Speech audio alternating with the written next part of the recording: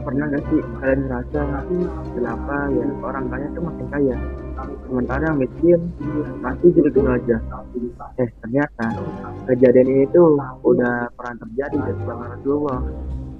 Ayo kita bahas kisah menarik ini.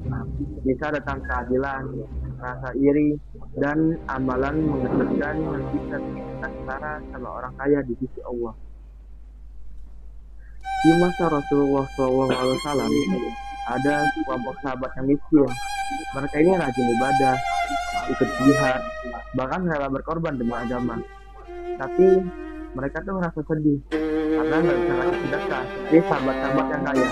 Mereka bilang ke Rasulullah SAW, ya Rasulullah, orang-orang kaya sudah sholat seperti kami, puasa seperti kami, tapi mereka bisa bersedekah dengan kelebihan harta mereka, sedangkan kami juga bisa.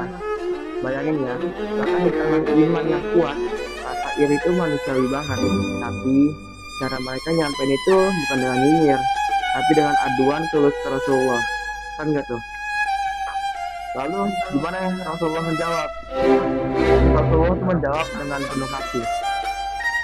Beliau bersabda, aku tunjukkan amalan yang jika kalian kerjakan, maka kalian akan menyamai orang-orang kaya.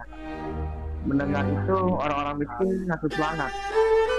Terus Rasulullah bilang lagi, maka bertasbih, bertakbir, dan bertakbir setelah setiap sholat sebanyak 33 kali. Itu doang.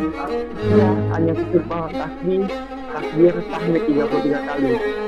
Amalan zikir yang tidak diberikan, tapi berarti timbangan akhirat. Tapi gak lama kemudian para sahabat miskin ini balik lagi ke Rasulullah dan bilang, ya Rasulullah, orang-orang kaya itu juga ngelakuin zikir itu. Gila kan, bahkan orang kaya di zaman itu gak mau kalah. Mereka tetap ibadah, tetap berzikir, dan tetap bersedekah.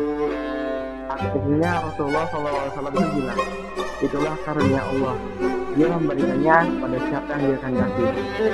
Ini pun bukan cuma tentang uang, tapi tentang semangat kompetisi dalam kebaikan.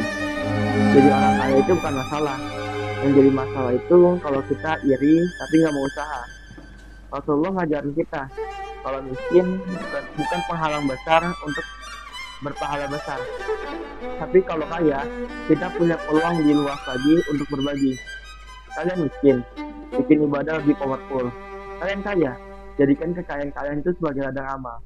Ingat bro, rezeki itu memang beda-beda, tapi Allah itu maha adil. Kita semua punya jalan menuju surga, asal kita mau jalanin. Kalau kalian suka cerita hikmah kayak gini, jangan lupa like, komen, dan subscribe ya. Dan kalau menurut kalian video ini bermanfaat, share ke teman-teman kalian biar makin banyak yang tercerahkan. See you in next video.